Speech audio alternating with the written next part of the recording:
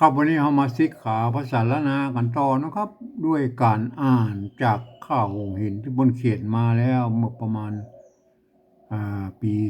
2468นะครับก็100 ปีมาแล้วนะครับก็มันก็จะเป็นภาษาที่มันกลางเก่ากลางใหม่สักหน่อยนะครับ กลางเก่ากลางใหม่อย่างไรครับก็คืออันตั้งแต่ยุคเริ่มต้นของภาษาล้านนานะเห็นไหม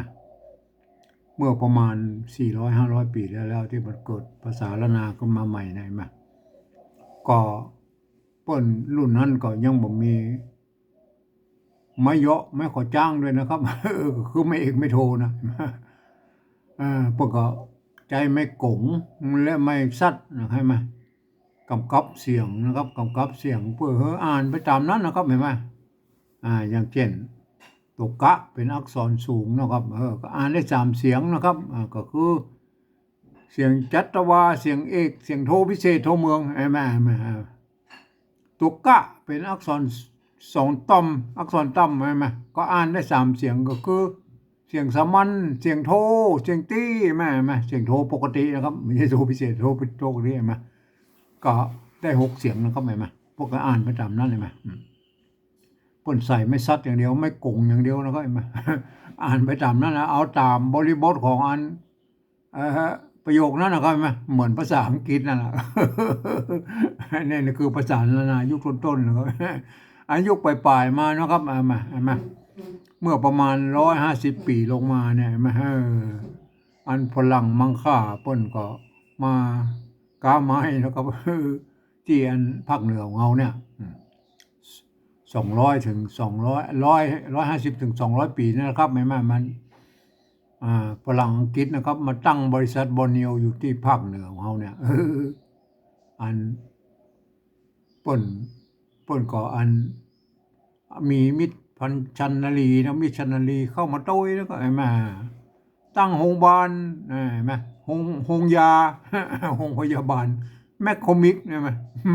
อยู่ที่เชียงใหม่ฮะแมคเคนให้มาโรงพยาบาลขี้ตูดอยู่เกาะกลางเห็นไหมอันนี้คืออันฝรั่งมันเข้ามานะครับเห็นไหมเปิ้นก็เอาภาษาละนาของเฮาเนี่ยไป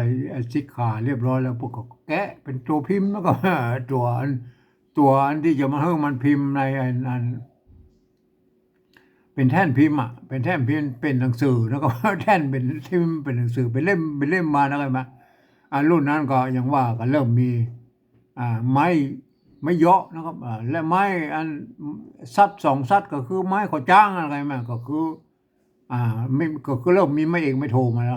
รุ่นนั้นก็ประมาณอันนั้นร.6นะครับร.6เนี่ยพวกก็จะเริ่มภาษาไทยนะ พวกอย่าลีมีไม่เอกไม่โทไม่ตีไม่จัตวานะครับมาเริ่มมีสมบูรณ์ขึ้นมาเลยมา ของอันภาคเหนือของเขาก็ฝรั่งมังค่าพวกก็มาเริ่มเอาแล้วใครมาก็เลยทำอ่าภาษาละนาเฮาเนี่ยก็พัฒนาอันไม่เหาะไม่ขอจ้างขึ้นมานะครับเห็นไหมก็อย่างว่านะอันข้าว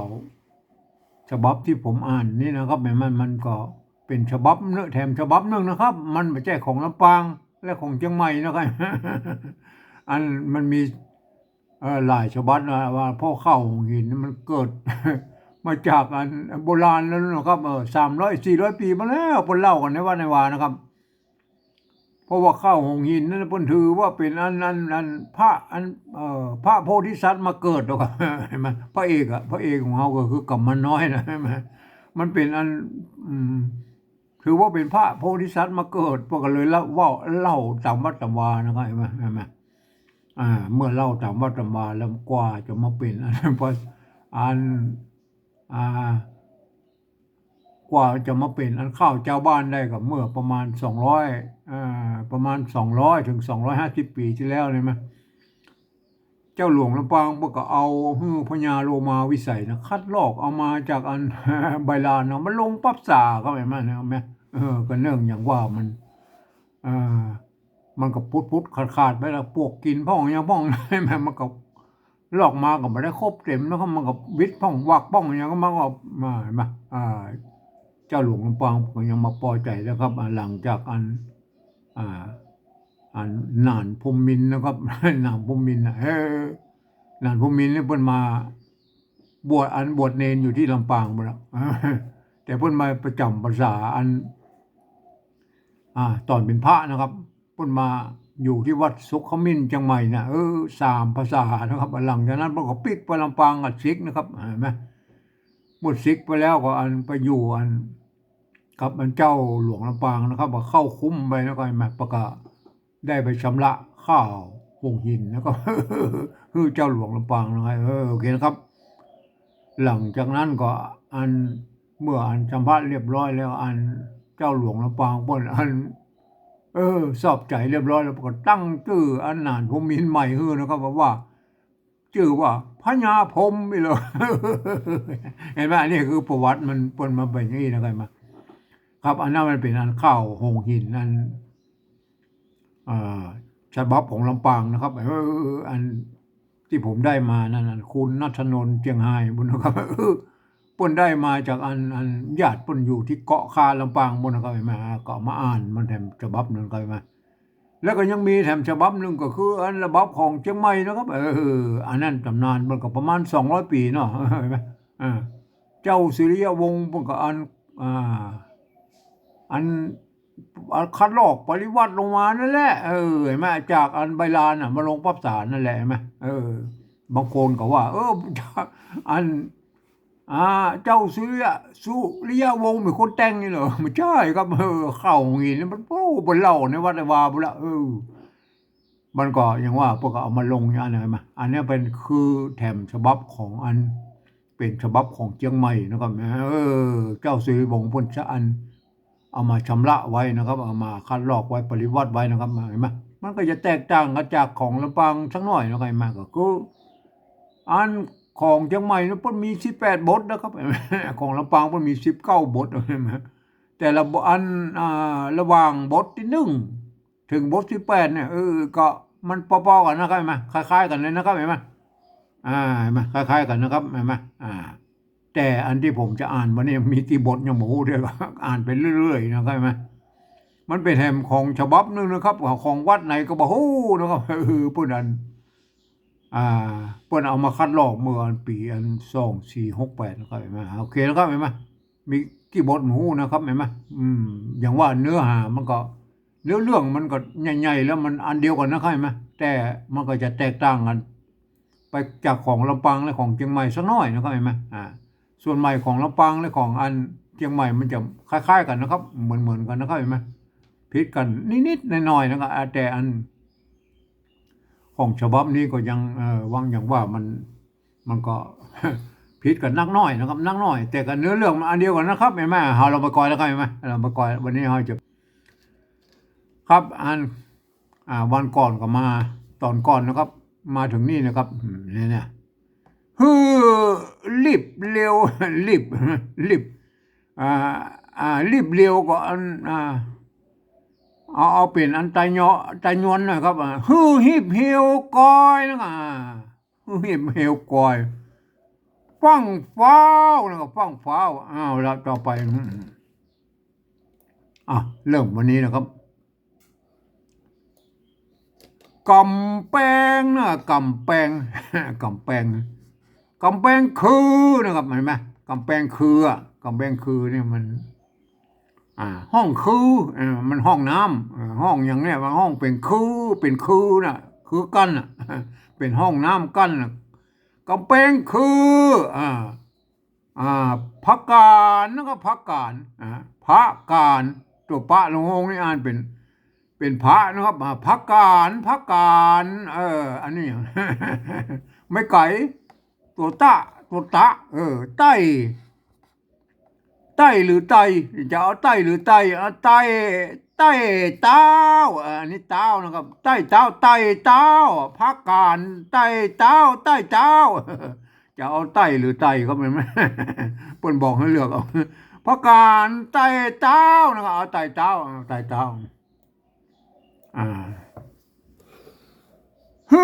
รับเรียกนะเรียกเห็นไหมเรียกเรียกหรือเลือกเห็นไหมเอาละเรียกหรือเลือกก็ได้แล้วก็มาเดียวกันเรียก ฮือเรียกฮือเลือกนะเลือกเลือกอย่างตัวมะ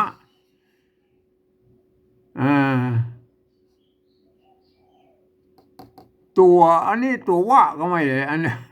ตัวละอันไม่ชัดอ่านว่าใดเนี่ยเออเออถ้ามันมีตัวว่านะครับอืมอ่านว่าหมันหมันถ้ามีตัวว่าเราหมวนหมวนหมวนหมวนหมวนหมวนด้าหมวนหมวนหมวนข้าวนะข้าวอันนี้มันจะด้าวนะข้าวนะครับข้าวก็คืออันไม่ข้าวอ่าอันจักเลือกอันมวนข้าวเนอะมวนข้าวอันดังถึงมวนนั่นมวนข้าวนะมวนข้าวหรือมวนข้าวมวนข้าวให้เลือกมวนข้าวไผ่มันไอ้ข้าวก็คือเอาไม้ไผ่เนาะไม้ไผ่มากองมาตัดเรียบร้อยกับแป้งหัวแป้งอย่างเป็นข้าวไม้ข้าวเกิ้งน่ะแม่เนี่ยคือไม้ข้าวแม่อันนี้มันเป็นอันสำเนียงของอันไตยวนนะครับข้าวไผ่มันไม้ข้าวนะครับถนนอันนี้ตัวหน้าหางหน้าสองตัวใช่ไหมถนนอันนี้ตัวหน้าไม้กันย้อนซัดไม้ซัดนี่แตนตัวกะอยู่ตรงข้างๆอย่างตรงร่มนี่มาเขียนอันนี้เขียนแบบโบราณนะครับเห็นไหมถนนนอกคุ้มนะครับอันนี้ตรงตัวนะคุ้มนะครับนอกคุ้มฮืออย่างฮือห้องร้องร้องร้องร้องเรียกร้องเรียกห้องเฮียกอันนี้ตัวละนี่มันได้เกินไหมห้องเฮียกกันแล้วก็กันเสียมซุปนะครับเสียมซุปเสียมซุปกันเสียมซุปกันเอาเสียมนะมาซุปใส่กันกันมันกันกับด้ามมันละกันอันนี้อย่างตัวทะใช่ไหมทะบกทะบกทากทะบกทากมันเป็นอย่างไรไปทะบกมันเป็นทะบกบกอย่างเดียวก็ได้เนาะทะบกทะบกทากทะบกถางทะบกถางไม่ใช่ถากนะทะบกอันนี้ทะบกถางทากญ่าน่ะทะบกถางทากญ่าโอเคแล้วกันมายังแถม7 วันแล้วก็ยังแถม7 วันฮืออย่างฮือเศษอันนี้เศษอ่านว่าเศษใช่ไหมอันเนี้ยฮือเศษใช่ไหมฮืออันถ้าอันเอาจะเอาเศษหรือเศษเสียงจันว่าเอกความจริงถ้าเดียวเนี่ยสมัยเดียวอันสมัยวันนี้เนาะอันจะต้องใส่ไม้ซัดแล้วก็ฮือมันเป็นเศษแล้วกันอันนี้มันเศษนะไงมั้ยเป็นเสียงเอกใช่มั้ยหรือใส่ไม้กะนะฮือมันเป็นเศษนะไงมั้ยฮือเศษแล้วก็เศษจุหน้ามันเศษจุหน้านี่มันบอกเข้าท่าแล้วมันฮือเศษนะครับฮือเศษจุหน้าฮือเศษจุหน้านะครับโอเคนะครับอย่าฮือไก่กาอย่าฮือไก่กาล่วงล้ำนะครับอย่าฮือไก่กาล่วงล้ำนะครับแม่มันจะมามันเกยวันเกินวันไปวันดีเกยวันดีไปไม่ได้มันล้ำมาไหมอันนี้ตัวมะนะครับมะอย่างเอาละไปกอยเรามะอย่างมะมะ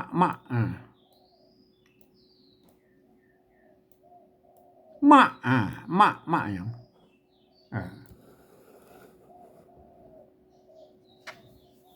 มหาแล้วก็มหาลาภานะครับมหาลาภาถูกแม่ถูกกันนี่มันใส่ตัวกายมันบ่ใส่ก็ได้นะก็ถูกไหนมามันเป็นไหมถูกเข้าวันนั้นนะครับวันนั้นนะครับถูกเข้าวันนั้นเสาแม่นมันเสาแม่นมันใช่ไหมแม่นมันแม่นมันเอาเสาแม่นมันเติมไม่ขอจ้างไปหน่อยนามวันนะครับเสาแม่นมันนามวันเสานะครับเห็นไหมกันอย่างอันนี้ไม่กังมูลใส่ไม่เหยาะเลยไหม การการสั่งนะครับการสั่งแล้ว สิการสั่งแล้วพวกก็เขียนไปนะครับโบราณนะก่อฮีบก็รีบก่อฮีบแล้วก็ก่อฮีบ รีบนะก่อฮีบจัดจัดจัดกันแล้วก็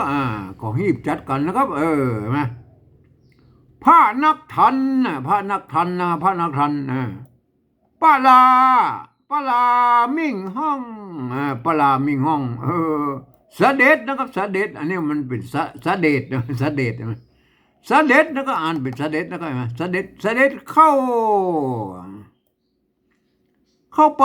นะเสด็จเข้าไปที่ในคงคงต้องนะครับวิมานทองนะวิมานทองนั่งนิด ตัวเอาตัวตะสะกดมาไว้หลังๆไว้มันนั่งนิดนะครับโอเคนะครับต่อไปนะครับต่อไปบรรทัดต่อไปนะครับ นั่งนิดนะครับโอเคนะครับนั่งนิดแล้วนะ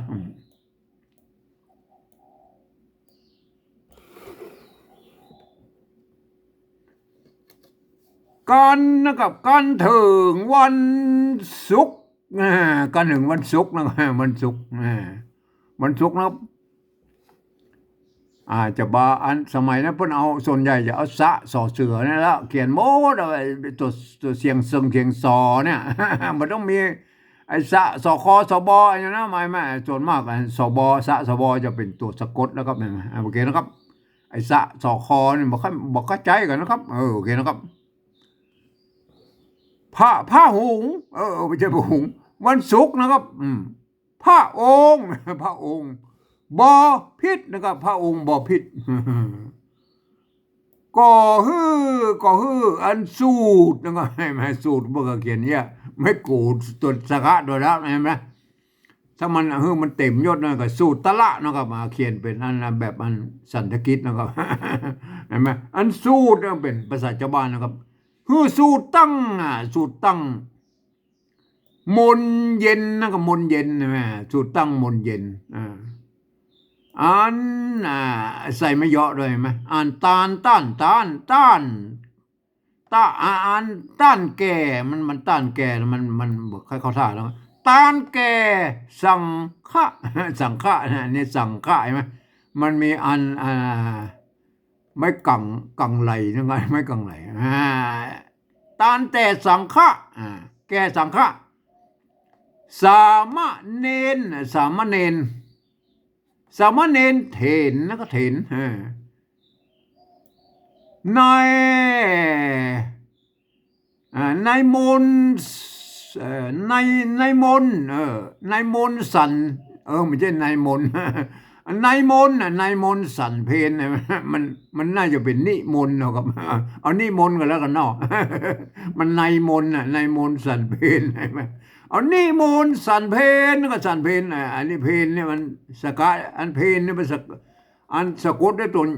วยะนะครับตัวยะนะครับยะนะ ตัวยะโยหญิงนะครับไหมอันที่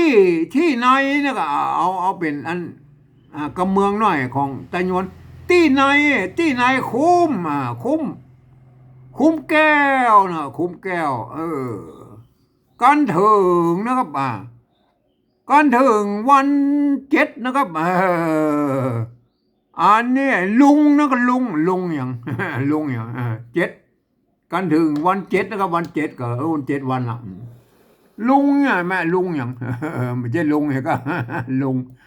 อย่างโอเคเลยเรื่องลุ่งเรืองนะครับเรื่องลุ่งเรืองนั้นถ้าเป็นอัน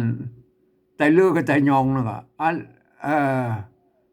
ลุ่งเรืองเนี่ยลุ่งเรืองก็เปิดอันหุ่งเฮืองนะครับหุ่งเฮือง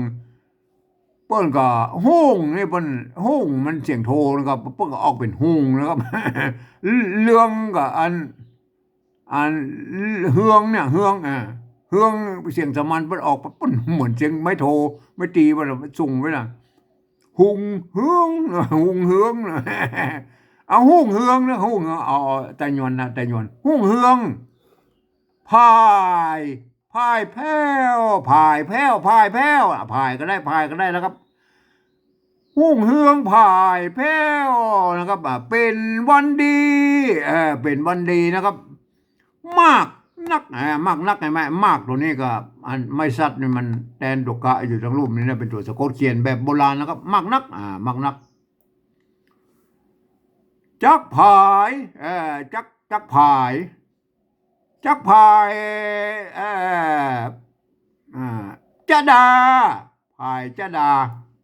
ฮือไม่ใช่จะดาพี่เสกนะพี่เสกลูกฮักพี่เสกลูกฮักทำขวัญ6 องค์นะมาทำขวัญ6 องค์นะครับเห็นไหมจักฮดรถเนี่ยรถเห็นไหมจักฮดเนี่ยจักตัวนี้เปิ้นไม้สัตว์เกิดคือไม้กักนะครับแทนดอกกะทั้งลมในตัวเห็นไหมแทนไม้ขดอันไม้พัดโตยเนี่ยจักเห็นไหมจักฮดนะครับจักฮดน้ำน้ำอย่าง น้ำอย่างเนี้ยจักฮดน้ำพี่เสกลงส่งนะครับลงส่งลงส่งอันนี้อย่างอันตัวมะอันนี้ตัวมะไม่กุแบ่งเป็นขีดไปแล้วเป็นตัวมะอย่างอันหมอมแล้วก็หม่อม6 องค์เนี่ยหม่อม6 องค์ก็แม่ของอัน6 องค์ใจนะ6 องค์ใจนะกับมา6 องค์กับมาน่ะมาดาแม่เจ้านะครับแม่ดาแม่เจ้านะเห็นไหมก่อเหลือแล้วก็ก่อเหลืออันนี้ตัวละเห็นไหมกันย่อนนะก่อเหลือนะก่อเหลือถ้าเป็นอันใจยองกับใจเลือนะครับก่อเหลือนะก็ก่อเหลืออย่างก่อเหลือ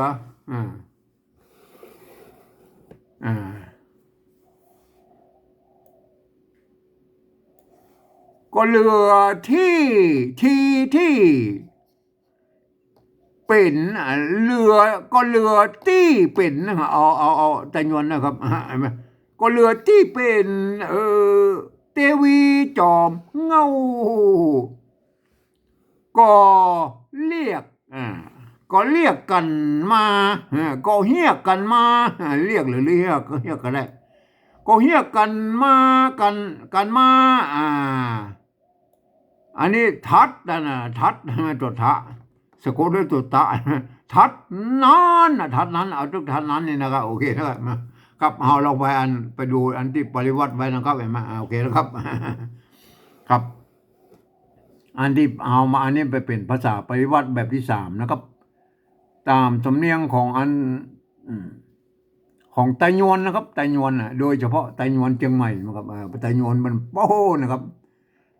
นับจากไตยวนเชียงแสนไตยวนเชียงใหม่นะครับไตยวน4 คิ้วเห็นไหมไตยวนอันเสาให้สระบุรีเสาให้กับ4 คิ้วเนี่ยมันใกล้ๆกันนั่นแหละเห็นไหมบนยอดก็ไม่คนละที่มันก็เลยหยัดย้ายกันไปเห็นไหมแล้วก็ไตยวนคูบัวสระบุรีเนี่ยลาดบุรีป่ะแต่อันคูบัวนะใครไหมเนี่ยมันก็หยัดย้ายกันไปอยู่นั่นนะไหมโอเคนะครับกำแพงคือกำแพงคือพระการใต้เต้านะครับหมายใต้พระการใต้เต้าเอาพระการนะครับคือกับพระการก็อันเตียวได้บนคือให้ได้โอเคนะครับไหมเรียกมวนข้าวอันเนี้ยเลือกเนาะเลือกเอาเลือกดีกว่านะเลือกเรียกเลือกแล้วก็เลือกเลือกมวนมันหมวนนะหมวนมันบ่เข้าท่าแล้วก็มวนแล้วก็มวนเอาเนี่ยเอาปริวัติมันหน่อยแล้วครับเลือกมวนข้าวนี่ก็คือไม้อันไผ่ไม้อันที่ชุกไม้อย่างเนี้ยเอาตัดมาเป็นท่อนเอามาแปลงกายเกิ้งเป็นข้าวไม้ข้าวกั้นนะครับไปข้าวกันมวนข้าวไผ่มันนะครับเลือกมวนข้าวไผ่มันโอเคนะครับนะถนนนอกคุ้ม ฮือห้องเฮียกันเสียมซุบกันเอาเสียมซุบกันกันมันก็คืออันกันที่มันถือกันที่มันจะเอามาเอาใส่เสียมขุดนั่นน่ะทะบกถางทักง่าทะบก มันบอกบกมันพวกน้องแป่งทะบกนะสมัยนั้นก็ว่าไปนะทะบก ความจริงเอาบกเดียวก็พอแล้วนะสมัยเดียวเนี่ยบกถางนะบกถางอันนี้เป็นทะบกนะทะบกเอาทะบกกับทะบกเอาโอเคแล้วก็ทะบกถางทักง่า ยังแถม7 วันฮือเสร็จจุหน้าอย่าฮือไก่กาล่วงล้อม มันเลยไม่ได้นะครับเพราะว่ามันวันนั้นมันดีแต่วันดีวันเสาร์นะ มหาลาภาถูกโทษทีนะครับกดมันไหลย้อน มหาลาภาถูกเข้าวันนั้นนะครับตรงนั้นนะเสาร์แม่นมั่นนะวันเสาร์เนี่ยวันเสาร์เนี่ยนามวันนะครับนามวันวันเสาร์นะไม่ได้เดี๋ยวพวกมันเลยไปเนอะโอเคแล้วก็เห็นไหมกันสั่งแล้วนะกันสั่งแล้วก็ฮีบจัดกันแม่พญาปลามันสั่งแล้วพระนักทันพระนักทันปะลามิ่งห้องปะลาเพิ่งเขียนเป็นปะลาเอาปะลาก็พอเนาะปะลาปะลาก็พอปะลามิ่งห้องปะลามิ่งห้องนั่นแหละครับแม่โอเคแล้วก็แม่เสด็จเข้าไปที่ในองค์ต้องวิมานทองนั่งนิด เข้าไปนั่งละจังทีแล้วก็เข้าไปอยู่กันหอวิมานบ่น่ะเอาละเป็นแล้วต่อไปการเถิงวันศุกร์อะไรละวันศุกร์อะไรมามันจะเสาร์แล้วนะครับเห็นไหมพระองค์บพิตรพญาปลาก็สุดตั้งมนเย็น ตอนไม่แรงมันสูดก็มาสวดเอาพระมาสวดโอเคนะครับตานแก่สังฆะเอาเห็นไหมสามเณรเถรถึงมดถึงมวลถึงเนนถึงเถรใช่ไหมนายมนสันเพนนายมนเอานิมนต์ดีกว่าเนาะนิมนต์นี่เปิ้นเอาไปเขียนเป็นนายมนเอามาเอานี่แล้วก็เอานี่นิมนต์สันเพนสันเพนที่ไหนคุ้มแก้วที่ไหนคุ้มแก้วนะนิโยสันเพนนะครับการถึงวัน7การถึงวัน7หุ่งเฮืองผายแผ้วเป็นวันดีมากนัก วัน7กับวันเสาร์ละเห็นไหมจักพายจดาพายจดาพายหรือภาพกับมูนเอาพายก็พายพี่เสกลูกฮักพี่เสกลูกฮักทำขวัญ6 องค์6 องค์ใจนะใครมาทำขวัญนะน่าจะทำขวัญจักหดน้ำพี่เสกลงสงหม่อม6 องค์เอาไปแม่อันของอันกมานมันสนม6 สนมนะเรียกมันเป็นปนไหลวิมาลาเทวีไปแล้วก็6 สนมไม่เป็นสนมเอกอะไรมามันอยู่เลยมามาดาแม่เจ้ามาดาก็คือแม่ของอันกมาน6 องค์นั่นแหละเห็นไหมกมานองค์นั้นมันเป็นอันกมานน้อยนั่นมันองค์เดียวนะองค์ที่7นั่นเปิ้นที่ลูกของวิมาลาเทวีนะเปิ้นเอาอันพระพญาอินเปิ้นเอาไปเลี้ยงมันน้อยๆแล้วก็16 ปีแล้วกันก็เรือที่เป็นเทวีจอมเงาเนี่ยจอมเงากับ6 องค์นะก็เฮียกกันมาทัดนั้นไม่ใช่ทัดนั้นก็เรือที่เป็นเทวีจอมเงานี่หมายถึงอันพระมาดานะพระสันนีนะใครไหมก็เฮียกกันมาทัดนั้นก็เฮียกมาโดยหมดโอเคนะครับอันนี้ก็คือเป็นพิธี พิธีทำพิเศษใหญ่กันแล้วแต่นะเป็นเรื่องเป็นงานใหญ่แล้วนะครับครับวันนี้เอาแค่นี้ก่อนนะครับ